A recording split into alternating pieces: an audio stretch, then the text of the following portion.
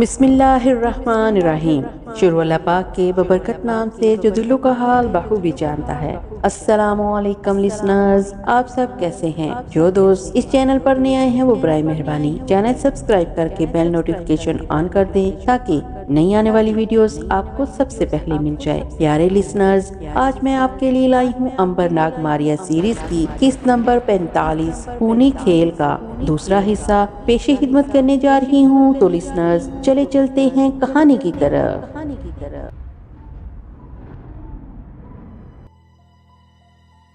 امبر اور ناگ آدھی رات کو سرائے سے نکل کھڑے ہوئے۔ انہوں نے سرائے کے مالک عبداللہ بن عزیز کو سب بتا دیا تھا کہ وہ جہاز کو لے کر بصرے سے بغداد کی طرف کوچ کر رہے ہیں۔ عبداللہ نے انہیں دعا دی اور کہا خدا انہیں کافروں کے ظلم سے بچائے۔ امبر اور ناگ بڑی خاموشی کے ساتھ تلواریں نیاموں میں لگائے شہر کی سنسان گلیوں میں سے گزرتے سمندر کے کنارے آگے انہوں نے پرے کنارے کی طرف جاڑیوں میں سے آگے جہاز کی طرف بڑھنا شروع کر دیا۔ جہاز پر روشنی نہیں ہو رہی تھی، انہیں ستاروں کی ہلکی ہلکی روشنی میں جہاز سمندر میں کھڑا دور سے دکھائی دے رہا تھا۔ اس کے ساتھ ہی انہیں کنارے پر آگ کا الاؤ بھی دکھائی دے رہا تھا۔ الاؤ کے گرد سپاہی بیٹھے پہرا دے رہے تھے۔ دونوں بھائی جھاڑیوں میں سے ہو کر آگے بڑھتے گئے۔ جب وہ بہت قریب پہنچ گئے تو امبر نے ناگ سے سرگوشی میں کہا، ناگ اب تم سانپ کی جون بدل کر وہاں جاؤ، میں تمہارے بعد وہاں آ جاؤں گا۔ ناگ نے سر کے اشارے سے اچھا کہا اور جھاڑیوں میں سے ہو کر آگے نکل گیا۔ آگے جا کر اس نے زور سے سانس کو کھینچا اور پھر سانپ کی شکل اختیار کر لی۔ سانپ بنتے ہی اس نے رینگنا شروع کر دیا۔ وہ اس جگہ پہنچ گیا جہاں سپاہی آگ کے گرد بیٹھے ہوئے تھے۔ 2-4 سپاہی چل پھر رہے تھے، جہاز کے آگے پہرا دے رہے تھے۔ ان سپاہیوں کا کپتان سو رہا تھا۔ سانپ کے سرسرانے سے پتوں میں کھڑکھڑاہٹ سی پیدا ہوئی تو سپاہیوں نے جاڑیوں کی طرف دیکھا۔ سانپ چھپ گیا۔ 2-3 سپاہی جاڑیوں کے پاس آئے، انہیں سانپ دکھائی نہ دیا۔ سانپ نے سوچا ان دونوں کو اسی جگہ ختم کر دینا چاہیے، کیونکہ اگر وہ واپس چلے گئے تو سب کے بیچ میں جا کر انہیں ہلاک کرنا بڑا مشکل ہو جائے گا۔ جو ہی دونوں سپاہی مڑنے لگے، سانپ نے لپک کر ایک سپاہی کو ڈس دیا۔ وہ چیخ مار کر گرا۔ سانپ کا زہر بہت تیز اور تکلیف دینے والا تھا۔ اس کی چیخ کی آواز سن کر دوسرا سپاہی ادھر کو آیا، اسے بھی سانپ نے ٹانگ پر ڈس دیا۔ وہ بھی چیخ مار کر گر پڑا۔ سانپ دوسری جاڑیوں میں سے ہو کر آگے نکل گیا۔ دوسرے سپاہی اور کپتان ہوشیار ہو کر جاڑیوں کی طرف آئے۔ وہاں دونوں سپاہی مرے ہوئے تھے۔ انہوں نے کہا انہیں ایک کالے ناگ نے ڈس لیا ہے۔ کپتان اور سپاہیوں نے سانپ کی تلاش شروع کر دی۔ 2 سپاہیوں نے مرنے والے سانپ کی پنڈلی پر کس کر پٹی باندھی کہ زہر اوپر نہ چڑھنے پائے، لیکن ناگ کا زہر بڑا خطرناک تھا۔ ایک پل کے اندر اندر زہر نے دونوں سپاہیوں پر اثر کر کے انہیں ختم کر دیا۔ کپتان نے حکم دیا سانپ یہیں کہیں ہوگا، اسے تلاش کر کے اس کے ٹکڑے اڑا دیے جائیں۔ سپاہیوں نے ارد گرد کی جاڑیوں پر تلواریں اور نیزے برسانے شروع کر دیے۔ ذرا فاصلے پر ایک جاڑی میں امبر بھی چھپا ہوا تھا۔ سپاہی اس کے قریب بھی آ گئے۔ امبر نہ تو غائب ہو سکتا تھا اور نہ ناگ کی طرح سانپ بن سکتا تھا۔ اٹھ کر کھڑا ہو گیا۔ اب سوائے مقابلہ کرنے کے اور کوئی چارہ نہیں تھا۔ امبر کو اپنے سامنے دیکھ کر کپتان اور سپاہیوں کو طیش آ گیا۔ تم کون ہو؟ امبر اب کھل کر سامنے آ گیا۔ اس نے کہا سنو، میں اس جہاز کا مالک ہوں، میں اس جہاز کو یہاں سے لے جانے کے لیے آیا ہوں۔ اگر تم نے میرے رستے میں رکاوٹ بننے کی کوشش کی تو میں تم سب کو قتل کر کے نکل جاؤں گا۔ کپتان نے زہر سے کہکا لگایا اور کہا سپاہیوں اس گستاخ کی زبان کاٹ ڈالو۔ سپاہی امبر پر ٹوٹ پڑے۔ انہوں نے اس کا منہ کھول کر زبان کاٹنے کے لیے ہنجر چلایا ہی تھا کہ ہنجر کا پھل ٹوٹ کر ان کے ہاتھوں میں آ گیا۔ امبر سپاہیوں کو گرا کر اٹھ کھڑا ہوا۔ تم لوگ مجھے ہلاک نہیں کر سکو گے۔ اب بھی میں تمہیں کہتا ہوں کہ میرا رستہ چھوڑ دو، مجھے جہاز لے کر یہاں سے نکل جانے دو، نہیں تو تم سب کی لاشیں اس ریت پر تڑپ رہی ہوں گی۔ کپتان نے امبر کے سر پر زور سے تلوار والا ہاتھ مارا۔ میں ابھی تمہیں موت کی نیند سلائی دیتا ہوں۔ امبر کہکا لگا کر ہنس پڑا، کیونکہ تلوار کپتان کے ہاتھ سے بھی چھوٹ کر زمین پر گر پڑی تھی۔ اب امبر نے بھی تلوار نکالی اور باقاعدہ مقابلہ شروع ہو گیا۔ مگر امبر کے ساتھ کون مقابلہ کر سکتا تھا؟ اس پر چاروں طرف سے وار ہو رہے تھے۔ سارے کے سارے سپاہی اس پر تلواریں چلا رہے تھے۔ وہ اپنی طرف سے اس کا کیما کار دینا چاہتے تھے، لیکن وہ یہ دیکھ کر حیران ہو رہے تھے کہ نہ تو امبر کے جسم پر تلوار کا کچھ دھم لگ رہا ہے اور نہ کسی جگہ سے خون نکل رہا ہے۔ اس کے الٹ امبر کی تلوار کاٹے دے رہی تھی۔ اس نے دیکھتے ہی دیکھتے 2 سپاہیوں کو کاٹ کر رکھ دیا۔ اب وہ تیسرے پر حملے کر رہا تھا۔ امبر نے تیسرے سپاہی کو بھی ہلاک کر دیا، کیونکہ اس پر تو کسی کے وار کا اثر نہیں ہوتا تھا۔ اسے پیچھے سے وار بچانے کی ضرورت ہی نہیں تھی۔ وہ ایک سپاہی کو چن لیتا اور پھر اسے ختم کر کے دوسرے کی طرف گھوم جاتا۔ تھوڑے ہی وقت میں اس نے 5 سپاہی قتل کر کے پھینک دیے۔ 6واں سپاہی بھاگ گیا۔ اب اس کے سامنے صرف کپتان رہ گیا۔ امبر تلوار لے کر اس کے سامنے آ گیا اور بولا اگر تم چاہو تو میں تمہاری جان بخشی کر سکتا ہوں، کیونکہ میں کسی بے گناہ کو ہلاک نہیں کرنا چاہتا۔ تم تلوار پھینک کر یہاں سے بھاگ سکتے ہو۔ کپتان نے کہا میں ایک بہادر قوم کا سپاہی ہوں، میرے سپاہی بھی بہادر ہیں اور میں بھی بہادر ہوں، میں میدان چھوڑ کر نہیں بھاگوں گا، میں تمہارا مقابلہ کروں گا۔ امبر نے کہا تم میرا مقابلہ نہیں کر سکتے، تم دیکھ نہیں رہے کہ تمہاری تلوار کا مجھ پر ذرا سا بھی اثر نہیں ہو رہا۔ اگر میں تمہاری طرح ایک عام آدمی ہوتا تو ہو سکتا ہے تم مجھے قتل کر دیتے اور میں تمہارا مقابلہ نہ کر سکتا، لیکن میں تمہاری طرح ایک آدمی نہیں ہوں، میں ایک بھوت ہوں۔ تم یہی سمجھ لو کہ میں ایک بھوت ہوں۔ تم میرے مقابلے پر آؤ گے تو مارے جاؤ گے۔ اب بھی وقت ہے، اگر تم چاہتے ہو تو اپنی جان بچا کر چلے جاؤ۔ کپتان نے کہا، نہیں، میں ایسا نہیں کروں گا، میں اپنی قوم کا بدنام نہیں کروں گا۔ بہادر لوگ مر جایا کرتے ہیں مگر اپنی عزت پر بھٹا نہیں لگایا کرتے۔ تم آدمی ہو یا بھوت، تم جو کچھ بھی ہو، میں تمہارا مقابلہ کروں گا۔ اگر میری قسمت میں موت ہی لکھی ہے تو میں اسے لڑتے لڑتے مروں گا۔ یہ کہہ کر کپتان نے آگے بڑھ کر امبر پر حملہ کر دیا۔ امبر نے جوابی حملہ کرنے کی بجائے کپتان کے حملوں کو روکنا شروع کر دیا، مگر آخر وہ کب تک حملے کو روکے جاتا۔ وقت گزر رہا تھا، انہیں جہاز لے کر آگے بھی جانا تھا۔ چنانچہ امبر نے ناگ سے کہا، ناگ، جہاں کہیں بھی ہو جہاز پر چلے جاؤ۔ ماریا سے کہو کہ تیاری کر لے، میں اس احمق اور بہادر کپتان کو ٹھکانے لگا کر ابھی آ رہا ہوں۔ ناگ نے آواز دی، بہت اچھا بھائی، میں جہاز پر جا رہا ہوں۔ کپتان بڑا سٹپٹایا کہ یہ کون سا بھوت ہے۔ اس نے چیخ مار کر امبر کی گردن پر پوری طاقت سے تلوار کا وار کیا۔ اسے یقین تھا کہ امبر کی گردن کٹ جائے گی، مگر گردن تو اپنی جگہ قائم رہی۔ ہاں، کپتان کی تلوار ضرور ٹوٹ کر ریت پر گر پڑی۔ امبر آگے بڑھ کر اپنی تلوار سے کپتان کا کام تمام کر دیا۔ اب وہ تیزی سے جہاز کی طرف بڑھا۔ اس نے سمندر میں چھلانگ لگا دی۔ اسے خطرہ اس سپاہی سے تھا جو بھاگ گیا تھا، کیونکہ ہو سکتا تھا وہ شہر سے دوسری فوج کو لے کر آ جاتا اور سپاہی آگ برسانے والے تیر چلا کر جہاز کو آگ لگا دیتے۔ کیونکہ امبر اور ناگ اور ماریا جہاز کو آگ سے نہیں بچا سکتے تھے، ناگ پہلے ہی جہاز پر پہنچ چکا تھا۔ امبر بھی پہنچ گیا۔ ماریا عرشے پر کھڑی یہ ساری لڑائی مار کٹائی دیکھ رہی تھی۔ امبر نے جاتے ہی کہا، لنگر اٹھا کر باد بان کھول دو۔ ناگ نے لنگر کو کھینچنا شروع کر دیا۔ ماریا اور امبر نے مل کر باد بان کھول دیے۔ باد بان میں ہوا بھری اور جہاز نے کھلے سمندر کی طرف چلنا شروع کر دیا۔ امبر نے ناگ سے کہا، جہاز کی سمت خلیج کے اندر کی طرف کر دو۔ ناگ نے قطب نما چرخی گھمائی اور جہاز کی سمت کو ٹھیک رستے پر لگا دیا۔ جہاز آہستہ آہستہ کھسک رہا تھا۔ اس کی وجہ یہ تھی کہ ہوا زیادہ تیز نہیں تھی۔ دوسری طرف بھاگے ہوئے سپاہی نے چوکی پر جا کر شور مچا دیا کہ جہاز پر ڈاکو نے حملہ کر دیا ہے، سارے سپاہی قتل ہو گئے ہیں، صرف کپتان ابھی تک اکیلا لڑ رہا ہے۔ یہ سننا تھا کہ چوکی پر سے کوئی 60-70 کے قریب سپاہی آگ برسانے والے تیر اور نیزے لے کر اٹھ دوڑے۔ جس وقت سپاہیوں کا یہ دستہ سمندر کے کنارے پہنچا، امبر کا جہاز آہستہ آہستہ سمندر کی طرف جا رہا تھا۔ سپاہی کشتیوں میں بیٹھ کے اور انہوں نے جہاز کی طرف بڑھنا شروع کر دیا۔ جہاز کی رفتار ذرا کم تھی جبکہ کشتی تیزی سے آگے بڑھ رہی تھی۔ امبر اور ناگ اور ماریا نے بھی فوج کے ایک دستے کو آگے بڑھتے دیکھ لیا تھا۔ ناگ نے کہا، یہ لوگ ضرور آگ لگانے کی کوشش کریں گے۔ امبر نے کہا، اگر وہ ایسا کریں گے تو ہم اس کا جواب دیں گے۔ اور پھر ایسا ہی ہوا۔ سپاہیوں نے جہاز پر آگ کے تیر برسانے شروع کر دیے۔ آگ کے تیر جہاز کے بادبانوں کی طرف اڑ اڑ کر آ رہے تھے۔ ابھی تک ایک بھی تیر بادبان کو نہیں لگا تھا۔ ناگ نے کہا، امبر، اگر ایک بھی تیر بادبان کو لگ گیا تو سارے بادبان جل کر راکھ ہو جائیں گے، ہمارا جہاز سمندر میں رک جائے گا اور یہ لوگ ہمارے جہاز اور خزانے پر قبضہ کر لیں گے۔ ماریا نے کہا، ہو سکتا ہے یہ لوگ اپنے سپاہیوں کا بدلہ لینے کے لیے ہمارے سارے کے سارے جہاز کو آگ کے حوالے کر دیں، پھر ہمارے لیے جان بچانا مشکل ہو جائے گا۔ امبر نے کہا، ناگ، کیا تم ان لوگوں کا مقابلہ کر سکتے ہو؟ ناگ بولا، امبر بھائی، میں زیادہ سے زیادہ سانپ بن کر حملہ کر سکتا ہوں، مگر اتنی ساری فوج کو کہاں مار سکوں گا؟ پھر پرندہ بن کر بھی ان کے سروں پر اڑوں تو ان کے تیر میرا خاتمہ کر دیں گے، اس کے علاوہ بھی میں کچھ نہیں کر سکتا۔ ماریا نے کہا، امبر بھائی، خدا کے لیے کچھ جلدی کرو، دیکھو آگ والے تیر بادبانوں کے قریب سے ہو کر گزر رہے ہیں، میں تو حیران ہوں کہ ابھی تک ان بادبانوں کو آگ کیوں نہیں لگی۔ امبر پر اب ساری بات آن پڑی تھی، اب جو کچھ کرنا تھا اسی کو کرنا تھا، نہیں تو سارے جہاز کو آگ لگنے والی تھی۔ امبر نے کہا، اگر یہ بات ہے تو میں کوشش کرتا ہوں۔ یہ کہہ کر امبر جہاز کے عرشے پر جا کر کھڑا ہو گیا۔ اس نے سپاہیوں کی طرف منہ کر کے دونوں ہاتھ ہوا میں پھیلا لیے۔ خدا جانے آنکھیں بند کر کے اس نے کس کو آواز دی، کون سا منتر پڑا، کس کی مدد لی کہ جوں ہی اس نے ہوا میں اپنے ہاتھ کو اوپر لہرایا، آسمان پر نہ جانے کتنے اگنی تیر سارے کے سارے ایک ساتھ سمندر میں گرنا شروع ہو گئے۔ کشتیوں میں جتنے تیر چلائے جاتے سارے کے سارے سمندر میں گر پڑتے۔ سپاہیوں نے امبر کو جہاز کے جنگلے پر کھڑا دیکھ کر اس پر تیروں کی بچھاڑ کر دی۔ آگ میں لہراتے ہوئے تیر امبر کے قریب آئے۔ امبر نے ہاتھ سے پیچھے کی طرف اشارہ کیا۔ آگ میں جلتے تیر ایک ایک کر کے واپس چلے گئے اور انہوں نے سپاہیوں کے اوپر جا گرے اور انہیں زخمی کر دیا، بلکہ ایک دو کشتیوں میں آگ بھی لگا دی۔ اس کے ساتھ ہی کشتیوں میں بگدڑ مچ گئی۔ سپاہیوں نے تیر برسانے بند کر دیے، مگر تینوں کشتیوں میں شعلے بڑک اٹھے تھے اور 20-25 سپاہی تیر لگنے سے مر بھی چکے تھے، کتنے بھی زخمی ہو گئے تھے۔ ایک سپاہی نے چیخ کر کہا، واپس بھاگو، یہ بھوتوں کا جہاز ہے، وہ دیکھو جہاز پر ایک بھوت دونوں ہاتھ پھیلائے کھڑا ہے۔ سپاہی سارے کے سارے خوف کے مارے وہاں سے بھاگ چلے۔ انہوں نے کشتیوں کو موڑ لیا اور بڑی تیزی سے چپو چلاتے بھاگ کے تھوڑی دیر میں میدان صاف ہو گیا۔ ناگ نے کہا، میدان مار لیا ہم نے امبر بھائی۔ امبر ان کی طرف مڑا تو انہوں نے دیکھا کہ امبر کا چہرہ سیاہ پڑ گیا تھا اور اس کی آنکھوں سے سبز رنگ کا پانی ٹپک رہا تھا۔ اس کے دونوں ہاتھوں پر چھالے پڑ گئے تھے۔ یہ کیا ہوا امبر بھائی؟ نہیں تو کچھ نہیں ہوا، امبر نے تکلیف سے سانس لیتے ہوئے کہا۔ میں نے جو جادو کیا یہ اس کا مجھ پر اثر پڑ رہا ہے، میں اسی لیے جادو کبھی نہیں کرتا، مگر یہاں بہت مجبور ہو گیا تھا، اب یہ تکلیف سہنی ہی پڑے گی۔ ماریا نے کہا میرے بھائی تم نے یہ تکلیف کیوں اٹھائی؟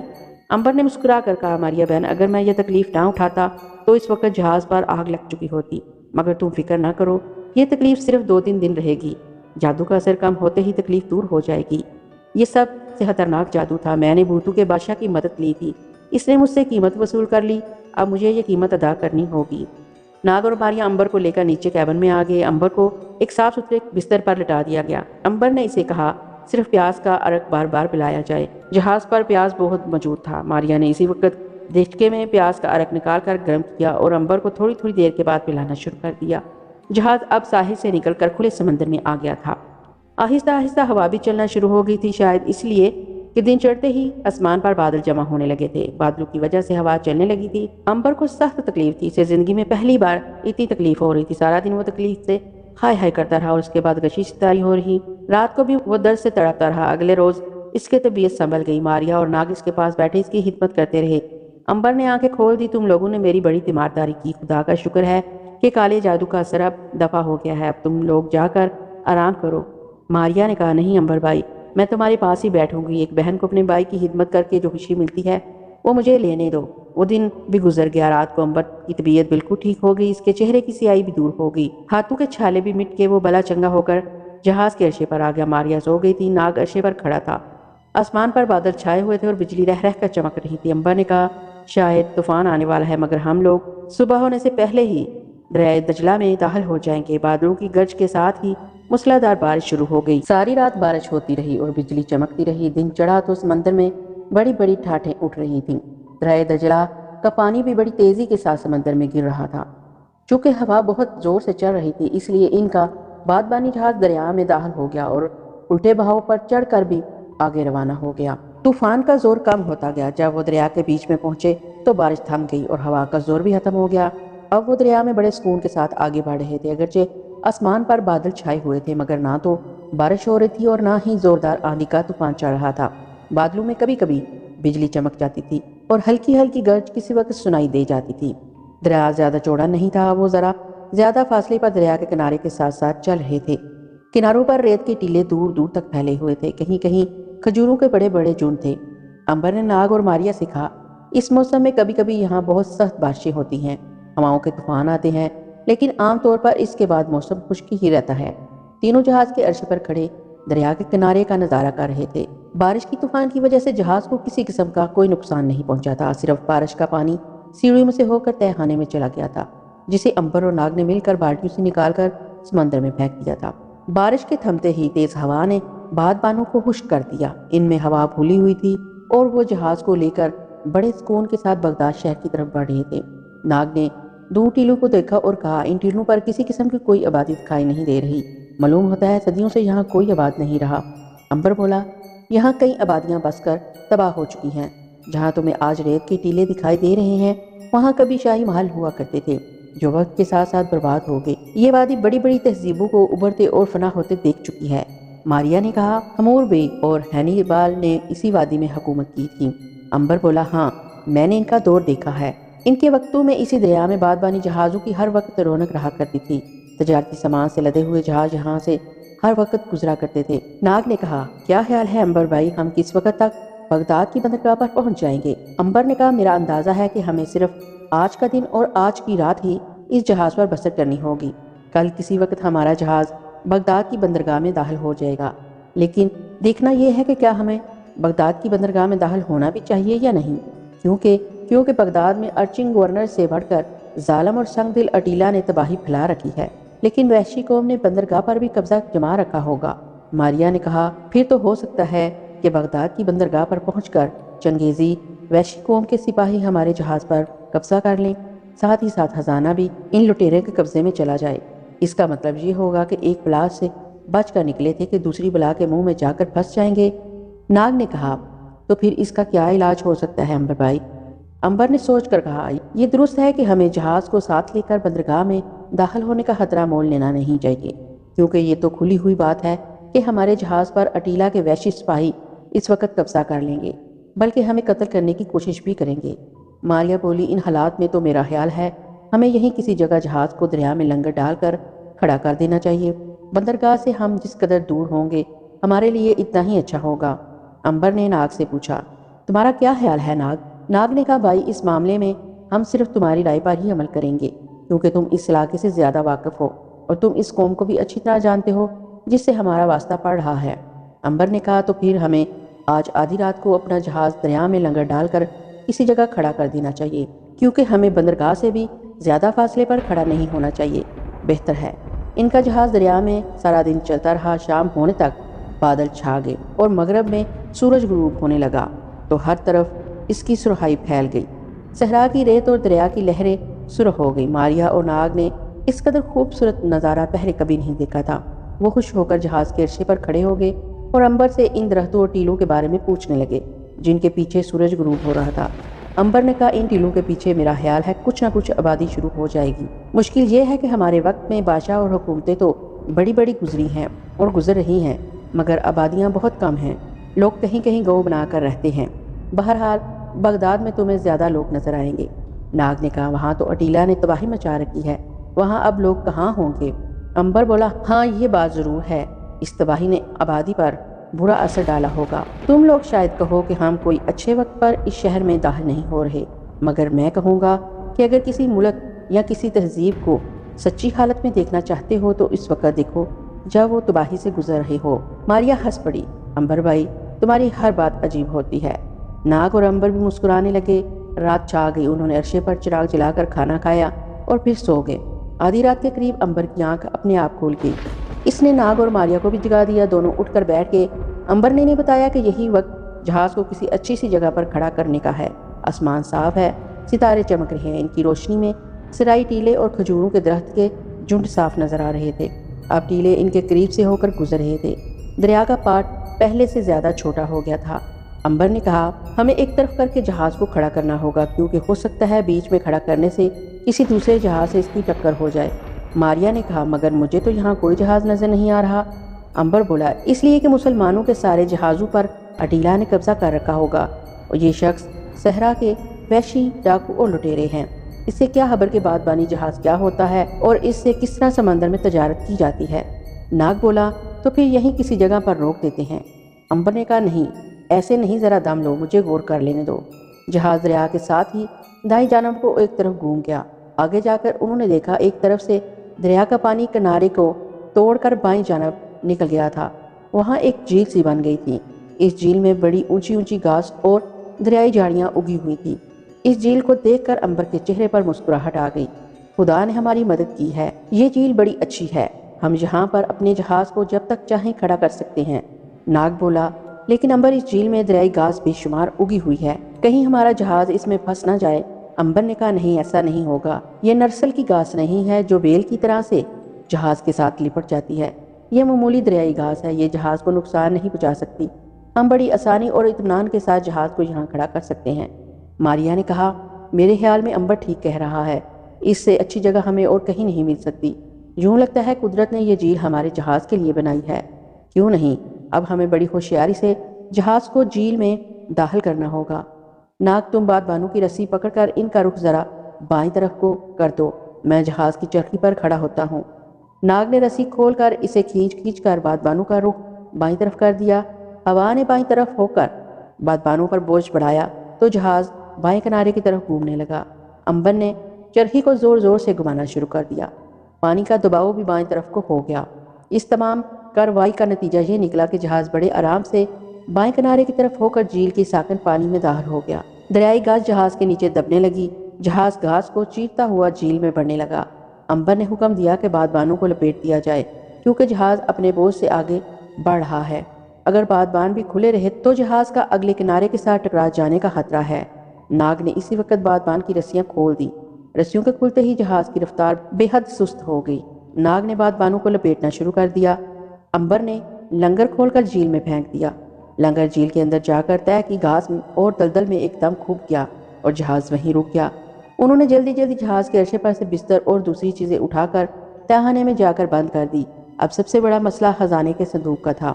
ناگ نے کہا، اس جہاز میں خزانے کو چھوڑ کر جانا اسے خود لٹیروں کے ہاتھ میں دے دینے کے مترادف ہے۔ میرا خیال ہے کہ ہمیں اسے نکال کر کسی ٹیلے کے پاس دبا دینا چاہیے۔ امبر نے کہا خیال تو ٹھیک ہے، مگر تمہیں معلوم ہونا چاہیے کہ صحرا میں جب شمال کی تیز ہوا چلتی ہے تو ریت کے ٹیلے بھی اڑ جاتے ہیں۔ اس جگہ کا ٹیلا اڑ کر دوسری جگہ پہنچ جاتا ہے، پھر خزانے کو کس جگہ رکھیں؟ ماریا نے پوچھا۔ امبر نے کہا ایک بات تو طے ہے، خزانے کو ہم جہاز میں نہیں رکھیں گے۔ اگر لٹیرے جہاز کو لے جاتے ہیں تو بے شک لے جائیں، کیونکہ جہاز کو ہم مشکل میں اپنے ساتھ لے کر نہیں پھر سکتے، لیکن اگر ہم نے خزانے کو جہاز میں چھوڑا تو یہ بچ نہیں سکے گا۔ آج کل اس علاقے میں چنگیزی لٹیروں کا دور دورہ ہے، اور یہ وہ قوم ہے کہ ایک ایک کوڑی کی خاطر لوگوں کو قتل کرتی پھرتی ہے۔ انہوں نے نہ تو خوشحالی دیکھی ہے اور نہ اتنی دولت کبھی دیکھی تھی جیسی کہ ان مسلمانوں کے علاقے میں ہے۔ باہر ہر خزانے کو یہاں سے نکال کر ساتھ لے چلتے ہیں، پھر کسی نہ کسی جگہ اسے چھپا کر رکھ دیں گے۔ چنانچہ انہوں نے ایسا ہی کیا۔ وہ ایک چھوٹی سی کشتی میں خزانہ لاد کر بیٹھ گئے اور کشتی جھیل میں دریائے گھاس اور جھاڑیوں کے درمیان سے گزرتی کنارے پر پہنچ گئی۔ کنارے پر آ کر انہوں نے کشتی کو جھاڑیوں اور گھاس میں ایک جگہ چھپا دیا۔ امبر نے خزانے کی صندوق کو سر پر اٹھایا اور وہ ستاروں کی روشنی میں بغداد کی طرف روانہ ہو گئے۔ صحرا میں ریت بڑی خوشگوار تھی، بارش نے ریت کو ٹھنڈا کر دیا تھا، پچھلے پہر کی ٹھنڈی ٹھنڈی ہوا چل رہی تھی۔ اب سب سے بڑی پریشانی خزانے کے صندوق کو کسی محفوظ جگہ پر چھپانے کی تھی۔ ریت کے ٹیلوں پر بھروسہ نہیں کیا جا سکتا تھا۔ ناگ نے کہا اگر وہ کسی جگہ ریت میں خزانے کو دفن کر کے اوپر کسی پتھر کا نشان بنا دے تو بہتر ہوگا۔ امبر نے کہا یہاں پتھر کہیں نہیں ملے گا، ریت میں دبا ہوا خزانہ کھو جائے گا، جب ہم دوبارہ اسے تلاش کرنے آئیں گے تو وہ ہمیں کبھی نہیں ملے گا۔ ماریا نے کہا تو پھر اسے کس جگہ دبائیں؟ یہ خزانہ تو ہمارے لیے مصیبت بن گیا ہے۔ ناگ بولا لاؤ بھائی، اب میں صندوق اٹھا لیتا ہوں۔ امبر کہنے لگا نہیں، اسے میرے پاس ہی رہنے دو، اصل بات یہ ہے کہ اسے کس جگہ دفن کریں، سر پر اٹھانے سے کچھ نہیں ہوگا، چاہے تم اٹھاؤ چاہے میں اٹھاؤں۔ امبر کے سر سے خزانے کا صندوق لے کر اپنے سر پر رکھتے ہوئے ناگ نے کہا کچھ بھی ہو میں چھوٹا بھائی ہوں، میں آپ کو زحمت نہیں دے سکتا۔ وہ صحرا کی ٹھنڈی ریت پر کافی دور نکل گئے۔ ایک ٹیلے کا چکر کاٹ کر وہ سامنے آئے تو اچانک انہیں ایک پرانے محل کا کھنڈر سا نظر آیا۔ امبر نے کہا بس کام بن گیا۔ کیا مطلب؟ ماریا نے پوچھا۔ میرا مطلب ہے کہ خزانہ چھپانے کی جگہ مل گئی ہے، امبر نے کہا۔ ناگ نے پوچھا وہ کہاں ہے؟ امبر نے کہا یہ سامنے والے کھنڈر دیکھ رہے ہو، ہم خزانے کو اس کھنڈر میں دفن کر دیں گے۔ یہ کھنڈر آج سے 3-4 ہزار سال پہلے کے کھنڈر ہیں، ان کے پتھر بڑے سخت ہیں، انہیں آندیاں اور طوفان بھی اپنی جگہ سے نہیں ہلا سکتے۔ آؤ میرے ساتھ۔ امبر ناگ اور ماریا کو لے کر کھنڈور میں آ گیا۔ یہ کسی پرانے شاہی محل کے ٹوٹے ہوئے کھنڈر تھے، دیواریں گر چکی تھیں، ستون بھی گرے ہوئے تھے، ہر طرف اینٹوں اور پتھروں کے ڈھیر پڑے ہوئے تھے۔ وہ ایک جگہ بیٹھ کے خزانے کے صندوق کو انہوں نے پتھروں کے پاس رکھ دیا۔ امبر نے اٹھ کر ارد گرد ہر شے کو بڑی جانچ پڑتال کر کے دیکھا، آخر اسے ایک جگہ پسند آ گئی، جہاں سرخ پتھروں کی سیلیں بکھری ہوئی تھی۔ وہ ایک ڈھیری کے پاس جا کر رک گیا۔ اس نے ناگ سے کہا ہم خزانے کو اس جگہ دفن کریں گے۔ انہوں نے پتھر کی سیلوں کو کھیڑنا اور ادھر ادھر ہٹانا شروع کر دیا۔ تھوڑی سی محنت کے بعد وہاں ایک گھڑا سا بن گیا۔ امبر نے ناگ کے ساتھ مل کر خزانے کے صندوق کو اس گھڑے میں رکھا، ڈھکن کھول کر کچھ سونے کی اشرفیاں تھیلے میں ڈالی، ڈھکنا بند کیا اور صندوق کے اوپر پتھر چن دیے۔ پھر انہوں نے اوپر ریت ڈال کر دوبارہ اوپر پتھروں کی سیلیں رکھ دیں۔ اب دیکھنے سے وہ ایک کھنڈر کی ڈھیری لگ رہا تھا، کسی کو ذرا سا بھی وہم نہیں ہو سکتا تھا کہ وہاں خزانہ دفن ہے۔ اس کام سے فارغ ہو کر اٹھ کر چلنے ہی والے تھے کہ اچانک ہرے رنگ کا خوفناک سانپ پھنکار مار کر اپنا پھن پھیلا کر امبر کے سامنے آ گیا۔ یہ ایک بڑا ہی زہریلا صحرائی سانپ تھا۔ ناگ کچھ آگے آگے چل رہا تھا، ماریا بھی اس کے ساتھ ہی تھی۔ سانپ نے امبر پر حملہ کر دیا۔ امبر مسکرایا اور پیچھے ہٹ گیا۔ سانپ پھنکاروں پر پھنکاریں مار رہا تھا، وہ بار بار اپنی لال زبان نکال رہا تھا، اس کی آنکھوں میں خون اترا ہوا تھا۔ امبر نے ناگ کو بالکل آواز نہ دی، وہ سانپ کے حملے سے یوں ہی جھوٹ موٹ بچ گیا۔ سانپ نے دوبارہ حملہ کیا، اس بار سانپ نے امبر کے بازو پر ڈس دیا۔ امبر نے سانپ کو گردن سے پکڑ لیا۔ اب جو ناگ اور ماریا نے پیچھے مڑ کر دیکھا تو امبر کے ہاتھ میں سانپ تھا۔ ناگ بھاگ کر امبر کے پاس آیا۔ امبر بھائی یہ سانپ کہاں سے آ گیا؟ امبر بولا یہی کہیں سے نکل کر آ گیا ہے، اس نے میرے بازو پر بھی ڈس دیا ہے۔ اس کی یہ ہمت، یہ جرأت، ناگ نے غصے سے کہا۔ امبر بولا معلوم ہوتا ہے یہ ہم سے بے خبر ہے۔ ناگ نے کہا لائیے اسے مجھے دے دیں۔ اب سانپ کو بھی احساس ہو گیا تھا کہ وہ کسی بہت بڑے ناگ دیوتا کے حضور میں کھڑا ہے۔ اس نے اپنی گردن جھکا دی۔ ناگ نے سانپ کی گردن پر زور سے تھپڑ مار کر کہا کیا تمہیں معلوم نہیں تھا کہ میں بھی یہاں چل رہا ہوں؟ سانپ نے مردہ سی آواز میں کہا اے سانپوں کے دیوتا، میری جان بخشی کر دے، میں نے کسی ایسے انسان کو ڈس دیا ہے کہ جس کا خون کا زہر خود مجھے ہلاک کر رہا ہے، میری حالت پر رحم کرے اور مجھے بچا لے۔ ناگ بولا میں ایسا نہیں کر سکتا، تم جیسے سانپوں کو بچانا اپنے ساتھ خود زیادتی کرنے کے برابر ہے، جاؤ یہاں سے چلے جاؤ اور صحرا کے کسی کونے میں لیٹ کر ایک انوکھے انسان کے زہر سے مر جاؤ۔ ناگ نے سانپ کو پھینک دیا، سانپ زمین پر گرتے ہی تڑپا اور ٹھنڈا ہو گیا۔ تینوں بہن بھائیوں نے اب وادی دجلہ میں اپنا سفر شروع کر دیا۔ ان کی منزل شہر بغداد تھی، بغداد جہاں ہن قوم کے وحشی سرداروں نے ہر طرف تباہی پھیلا رکھی تھی۔ شہر کی کیا حالت ہے انہیں بالکل کوئی خبر نہیں تھی۔ اب تو انہیں وہاں جا کر ہی پتہ چل سکتا تھا کہ وہاں کیا ہو رہا ہے۔ وہ سارا دن ریت پر چلتے رہے، موسم خوشگوار تھا، اگر دھوپ ہوتی تو صحرا کی گرمی وہ زیادہ دیر برداشت نہیں کر سکتے تھے۔ شام کے وقت وہ ایک جگہ ریت کے ٹیلوں کے پاس کھجوروں کے جھنڈ میں بیٹھ کر آرام کرنے لگے۔ امبر نے کہا میرا خیال ہے ہمیں اسی جگہ رات بسر کر لینی چاہیے، کیونکہ یہاں سے بغداد شہر ابھی 2 روز کے سفر پر ہے۔ امبر کہنے لگا میرا خیال ہے ہم پیدل 2 روز کا سفر اس صحرا میں نہیں کر سکیں گے، کیونکہ ہو سکتا ہے کل موسم کھل جائے اور دھوپ نکل آئے، پھر صحرا کی گرمی ہم برداشت نہیں کر سکیں گے۔ ماریا نے کہا میرا تو تھکن کے مارے اب بھی برا حال ہو رہا ہے۔ امبر نے کہا یہاں آس پاس کوئی گاؤں بھی نہیں ہے جہاں سے ہم اونٹ خرید سکے، بہرحال رات یہاں بسر کر رہے، کل صبح دیکھیں گے کیا ہوتا ہے۔ وہ رات انہوں نے کھجوروں کے جھنڈ میں بسر کی۔ دوسرے دن دھوپ نکل آئی اور ریت ایک دم گرم ہو گئی، اس کی وجہ سے گرمی بڑھ گئی۔ انہیں تھوڑی دیر چلنے کے بعد ہی پسینے آ گئے۔ ماریا کا تو گرمی کے مارے برا حال ہو گیا، امبر بھی پریشان ہو گیا، مگر صحرا میں وہ کچھ نہیں کر سکتا تھا۔ اس نے کہا میرا مشورہ یہ ہے کہ ہمیں کچھ اور سفر کرنا چاہیے، ہو سکتا ہے آگے کوئی گاؤں مل جائے، کیونکہ اب مجھے امید ہے کہ کوئی نہ کوئی گاؤں ضرور آ جائے گا۔ ماریا نے کہا کمبخت، ادھر سے کوئی قافلہ بھی نہیں گزر رہا، کوئی ایسا صحرائی رستہ بھی نہیں ہے جہاں سے قافلے گزرتے ہیں، مجھے تو یوں لگتا ہے کہ ہم رستہ بھول گئے ہیں۔ ناگ کہنے لگا کیوں امبر بھائی، کہیں سچ مچ ہم رستہ تو نہیں بھول گئے؟ امبر نے کہا جہاں تک میرا خیال ہے ایسی فکر کرنے والی کوئی بات نہیں، ہم رستہ نہیں بھولے۔ یہ ٹھیک ہے کہ ہم کسی ایسے رستے پر سفر نہیں کر رہے جہاں سے قافلے گزرتے ہوں، مگر ہم غلط رستے پر نہیں جا رہے۔ ماریا بولی میں تو گرمی کے مارے پریشان ہو گئی ہوں، میرا سانس پھول رہا ہے، مجھ سے اب آگے نہیں چلا جا رہا۔ امبر نے کہا وہ سامنے جو ٹیلا ہے، میرا خیال ہے اس کے پیچھے ضرور کوئی نہ کوئی گاؤں ہوگا، کسی طرح اس ٹیلے تک چلی چلو۔ ماریا مجبوراً چلتی رہی۔ ایسا ہی ہوا جیسا کہ امبر نے کہا تھا، ایک گھنے جنگل میں ایک گاؤں نظر آ رہا تھا۔ ماریا کی جان میں جان آئی۔ امبر نے مسکرا کر ناگ کی طرف دیکھا اور کہا خدا کا شکر ہے کہ گاؤں کی صورت نظر آئی۔ ماریا نے مسکرا کر کہا میں نے خدا سے دعا مانگی تھی، خدا نے میری دعا سن لی۔ امبر نے کہا اب تم جو کچھ کہو، بہرحال یہ تو گاؤں میں چل کر پتہ چلے گا کہ اس گاؤں میں غریب عرب مسلمان رہتے ہیں یا اس گاؤں میں بھی چنگیزی وحشیوں کا قبضہ ہو چکا ہے۔ ماریا نے جلدی سے کہا خدا نہ کرے کہ اس گاؤں پر وحشیوں کا قبضہ ہو۔ ناگ کہنے لگا اس کا فیصلہ تو گاؤں میں جا کر ہی ہوگا۔ تینوں مسافر جلدی جلدی ریت پر چلتے ہوئے گاؤں کے کنارے پہنچ گئے۔ یہ گاؤں ایک چشمے کے کنارے پر تھا۔ چشمے کا پانی تالاب کی شکل میں جمع ہو رہا تھا، جس کے چاروں طرف کھجور کے سرسبز شاداب درخت کھڑے صحرائی ہوا میں جھوم رہے تھے۔ گاؤں کے مکان کچے تھے، کہیں کہیں کچھ پرانے قسم کے پھٹے پرانے خیمے بھی لگے ہوئے تھے۔ ایک جگہ اونٹ بیٹھے جگالی کر رہے تھے، تالاب پر بکریاں بھی پانی پی رہی تھی۔ سامنے درختوں میں کچھ عرب بدو بیٹھے آپس میں باتیں کر رہے تھے۔ امبر نے کہا یہ گاؤں آباد معلوم ہوتا ہے، یہاں کوئی خون وحشی سپاہی دکھائی نہیں دے رہا، معلوم ہوتا ہے یہاں امن و ایمان ہے۔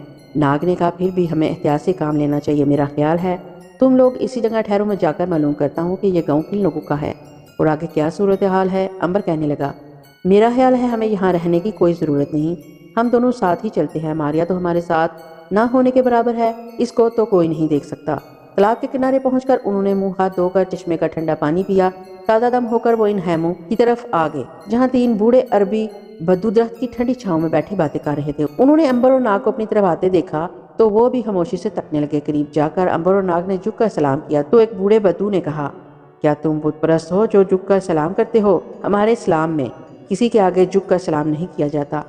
امبر نے کہا ہم بت پرست نہیں ہیں بابا، ہم خدا پرست ہیں۔ اگر تم خدا کی عبادت کرتے ہو تو پھر کسی انسان کے آگے جھکنا چھوڑ دو، صرف خدا کے آگے جھکو۔ امبر بولا بہت اچھا بابا، ہم آئندہ سوائے خدا کے کسی اور کے آگے نہیں جھکیں گے۔ دوسرے عرب بوڑھے نے خوش ہو کر کہا شاباش میرے بچوں، تم بڑے نیک نوجوان معلوم ہوتے ہو، یہ بتاؤ کہ تم کہاں سے آئے ہو اور کہاں جا رہے ہو؟ امبر نے کہا ہم ملک ہندوستان سے آئے ہیں اور بغداد جانا چاہتے ہیں۔ تیسرا عرب بدو چونک کر بولا بغداد؟ کیا تمہیں معلوم نہیں کہ بغداد میں تو ہر طرف رعایا کا قتل عام ہو رہا ہے، وہاں سے تو لوگ بھاگ بھاگ کر چلے گئے ہیں۔ امبر نے کہا بابا ہم نے مسلمانوں کی ایمانداری اور نیکی کی بڑی تعریف سنی ہے، ہم بغداد میں مسلمانوں سے ملنے کا شوق لے کر جا رہے ہیں۔ پہلا عرب بدو کہنے لگا میرے بچوں، آؤ پہلے کچھ کھا پی لو اور پھر باتیں ہوں گی۔ عرب بدو نے مسلمانوں کی مشہور مہمان نوازی سے کام لیتے ہوئے وہاں غریبانہ ہی صحیح مگر دسترخوان لگا دیا۔ کھانے پر خشک روٹی، کھجوروں کا دلیا، کھجوروں کا مربع اور اونٹ کے کباب تھے۔ ناگ اور عنبر نے خوش ہو کر کھائے اور اربوں کی مہمانداری کا بے حد شکریہ ادا کیا۔ اس عرصے میں ناگ نے کچھ کباب چوری چوری ماریا کو بھی دے دیے، جو اس کے پیچھے ہی بیٹھی تھی۔ کھانے سے فارغ ہو کر عرب بدو نے کہا، میرے بچوں، بغداد اس وقت جانا خطرے سے حالی نہیں۔ کاش تم نے ایک برس پہلے بغداد کو آ کر دیکھا ہوتا کہ وہ کتنی ترقی پر ہے۔ اب تو چنگیز خان کے بیٹے کے وحشی فوجیوں نے وہاں تباہی مچا رکھی ہے۔ اب تم لوگ وہاں کیا کرنے چاہ رہے ہو؟ میری مانو تو یہاں سے واپس چلے جاؤ یا ہمارے گاؤں میں رہ کر حالات کے ٹھیک ہونے کا انتظار کرو۔ ناگ بولا، مگر بابا جی، ہم گھر سے پکا ارادہ کر کے نکلے ہیں کہ چاہے جان چلی جائے بغداد شہر کی سیر ضرور کریں گے۔ دوسرا عرب کہنے لگا، نوجوان، میں تمہارے ارادے کی قدر کرتا ہوں، لیکن وہاں تم کس سے جا کر ملو گے؟ بغداد کا مسلمان خلیفہ ظالم اٹیلا کی قید میں ہے، ان کے بچے بھی قید میں ہیں، شہر سے کافی لوگ بھاگ گئے ہیں، سپاہیوں نے وہاں بے شمار لوگوں کو قتل کر دیا ہے۔ کیا تم وہاں تباہی دیکھنے چاہ رہے ہو؟ تیسرا عرب بدو بولا، اور اگر تم وہاں پہنچ بھی گئے تو خون وحشی تمہیں بھی پکڑ کر قتل کر دیں گے، وہ کسی مسافر کو زندہ نہیں چھوڑتے۔ کیا تمہیں اپنی جان پیاری نہیں؟ عنبر نے کہا، بابا جی، چاہے ہمیں کتنا ہی آپ منع کریں، ہم بغداد ضرور جائیں گے، اس لیے کہ ہم نے پکا فیصلہ کر رکھا ہے۔ بدو نے کہا، اگر تم لوگوں نے دل میں ٹھان رکھی ہے تو پھر میں کیا کر سکتا ہوں؟ تم ضرور جاؤ، ہم تمہاری زندگی کے لیے خدا سے دعا کریں گے۔ عنبر نے کہا، ہم 3 تیز رفتار اونٹ خریدنا چاہتے ہیں، کیا ہمیں یہاں اونٹ مل جائیں گے؟ کیوں نہیں، ہمارے پاس ایسے کئی اونٹ ہیں، صحرا میں بہت تیز دوڑتے ہیں اور جنہیں ہم بیچنا بھی چاہتے ہیں۔ اس وقت اونٹ ان کے سامنے لائے گئے۔ عنبر نے 3 اونٹ چن لیے۔ عرب بدو نے تینوں اونٹوں کے عوض 20 سونے کی اشرفیاں مانگی، جو عنبر نے اسی وقت ادا کر دیں۔ عنبر انہیں زیادہ دینا چاہتا تھا، مگر عرب بدو نے یہ کہہ کر انکار کر دیا کہ وہ اپنے حق سے زیادہ ایک پائی بھی وصول نہیں کریں گے۔ عنبر نے پوچھا، بابا یہ بتائیں کہ ہم ٹھیک رستے پر جا رہے ہیں؟ بدو کہنے لگا، تم لوگ اگرچہ کارواں کے رستے سے دور ہو لیکن ٹھیک رستے پر جا رہے ہو۔ یہاں سے 1 دن اور 1 رات کے سفر کرنے کے بعد تم اس صحرائی رستے پر پہنچ جاؤ گے جہاں سے قافلے گزرتے ہیں۔ ناگ نے پوچھا، وہاں سے بغداد کتنی دور ہوگا بابا؟ بس وہاں سے بغداد صرف 1 پہر سفر پر رہ جاتا ہے۔ اگر تم رات وہاں سے بسر کر کے صبح وہاں سے چلو تو دوپہر کو بغداد کے شہر کی دروازے پر پہنچ جاؤ گے۔ عنبر نے کہا، بہت اچھا بابا جی، اب ہمیں اجازت دو، ہم جلد سے جلد بغداد پہنچنا چاہتے ہیں۔ ایک عرب نے پوچھا، برہودار، تم 2 انسان ہو، پھر تم نے تیسرا اونٹ کس لیے خریدا ہے جبکہ تمہارے پاس کوئی سامان بھی نہیں ہے؟ عنبر بولا، کچھ نہیں بابا، بس یہ سوچ کر خرید لیا کہ اگر خدا نہ کرے ایک اونٹ بیمار پڑ گیا تو دوسرے پر سفر کیا جا سکتا ہے۔ اچھا چلو ٹھیک ہے، خدا حافظ۔ خدا حافظ۔ عنبر اور ناگ اونٹوں پر سوار ہو گئے۔ ماریا ابھی تک اونٹ پر سوار نہیں ہوئی تھی، اس لیے کہ کہیں اونٹ اس کو اپنے اوپر سوار ہوتا محسوس کر کے گھبرا نہ جائے کہ یہ کس قسم کا سوار ہے کہ نظر نہیں آتا، لیکن اس کے اوپر سوار ہے۔ ناگ اور عنبر اونٹوں پر اور ماریا اپنے اونٹ کے ساتھ ساتھ چلتی گئی۔ دور جا وہ ایک ریت کے ٹیلے کا موڑ گھوم گئے تو ماریا نے کہا، خدا کے لیے اب تو رک جاؤ، میں تو چلتے چلتے پریشان ہو گئی ہوں۔ عنبر اور ناگ ہنسنے لگے، ہاں بھائی، اب تم بھی سوار ہو جاؤ۔ بھائی، لوگوں کی نظروں سے غائب ہو جانے میں اگر کچھ آسانیاں ہیں اور کچھ فائدے ہیں تو کچھ تکلیفیں بھی ہوں گی۔ لو اب اونٹ پر سوار ہو جاؤ۔ ماریا نے نکیل کھینچ کر اونٹ کو زمین پر بٹھایا، پھر اس کے اوپر رکھے کجاوے پر سوار ہوگی۔ اس کے سوار ہوتے ہی اونٹ کچھ گھبرایا، مگر پھر چپکے سے اٹھا اور دوسرے 2 اونٹوں کے پیچھے پیچھے چل پڑا۔ سفر ایک بار پھر شروع ہو گیا۔ دوپہر تک وہ صحرا میں سفر کرتے رہے، پھر گرمی سے تنگ آ کر وہ ایک جگہ رک گئے۔ شام تک وہ وہیں آرام کرتے رہے۔ جب سائے ڈھل گئے اور صحرا میں گرمی کم ہوگی تو انہوں نے تھوڑا بہت کھانا کھا کر پھر سفر شروع کر دیا۔ صحرا میں دن کے مقابلے میں راتوں کا سفر کرنا بہت اچھا ہوتا ہے۔ دن کو تو اس قدر گرمی ہوتی ہے کہ چلا ہی نہیں جاتا، رات کو صحرا میں ٹھنڈی ٹھنڈی ہوا چلتی ہے۔ وہ سفر کرنے والے بڑے آرام سے سفر کرتے ہیں۔ عنبر اور ناگ نے بھی ایسا ہی کیا، وہ ساری رات صحرا میں سفر کرتے رہے۔ صبح کا سورج نکلا تو وہ ابھی تک سفر کر رہے تھے۔ اونٹ چلتے چلے جا رہے تھے۔ ماریا اور ناگ بیچ میں کجاوے میں بیٹھے بیٹھے سو بھی گئے تھے، صرف عنبر جاگتا رہا تھا۔ وہ نہیں سویا تھا اس خیال سے کہ اگر وہ سو گیا تو کہیں وہ رستہ نہ بھول جائے، کیونکہ اگر کوئی مسافر ایک بار صحرا میں رستہ بھول جائے تو پھر اس کو دوبارہ رستہ نہیں ملتا۔ عنبر ستاروں کے حساب سے رستہ دیکھ کر چل رہا تھا۔ عنبر نے کہا، میرا خیال ہے کہ اب ہمیں کسی جگہ آرام کر لینا چاہیے، ہم ساری رات سفر کرتے رہے ہیں۔ ماریا نے کہا، ہاں عنبر بھائی، ہمیں یہاں آرام کرنا چاہیے، اونٹ پر رات بھر سفر کرنے کے بعد میریاں تو ہڈی پسلیاں درد کر رہی ہیں۔ عنبر بولا، جیسے تمہاری مرضی۔ ناگ نے کہا، لیکن کوئی 2-4 درختوں کی چھاؤں تو نظر آ جائے، اس سخت دھوپ میں ہم کہاں آرام کریں گے؟ عنبر نے کہا، کچھ دیر چلتے ہیں، ضرور درختوں کی چھاؤں مل ہی جائے گی۔ انہوں نے پھر سے سفر شروع کر دیا۔ کچھ دیر سفر کرنے کے بعد انہیں ایک جگہ کچھ درخت نظر آئے۔ وہ بے اختیار ہو کر ان درختوں کی طرف بڑھے۔ اس جگہ پانی کا کوئی چشمہ نہیں تھا، لیکن درخت اگے ہوئے تھے۔ درختوں میں لال لال کھجوریں بھی لگی ہوئی تھیں۔ ان درختوں کی ٹھنڈی چھاؤں میں آ کر ماریا تو زمین پر لیٹ کر آرام کرنے لگی۔ ناگ نے بھی چادر بچھا دی اور اس کے اوپر لیٹ گیا۔ امبر بھائی، سب کچھ بھول بھال کر تم بھی چادر بچھا کر لیٹ جاؤ۔ اس قدر سخت گرمی میں نے پہلے کبھی نہیں دیکھی۔ اس گرمی نے تو میرا برا حال کر دیا ہے۔ امبر ہنس کر بولا، بھائی ہم تو اسی گرمی میں کھیل کود کر پلے بڑے ہیں، ہمیں تو کوئی خاص گرمی محسوس نہیں ہو رہی۔ بہرحال تم لوگ کہتے ہو تو میں بھی تھوڑی دیر کے لیے آرام کر ہی لیتا ہوں۔ امبر بھی ایک طرف چادر بچھا کر لیٹ گیا۔ سچ مچ وہ بے حد تھکے ہوئے تھے۔ تھوڑی دیر کے بعد تینوں سو گئے۔ ان کے قریب ہی اونٹ بیٹھے جگالی کر رہے تھے۔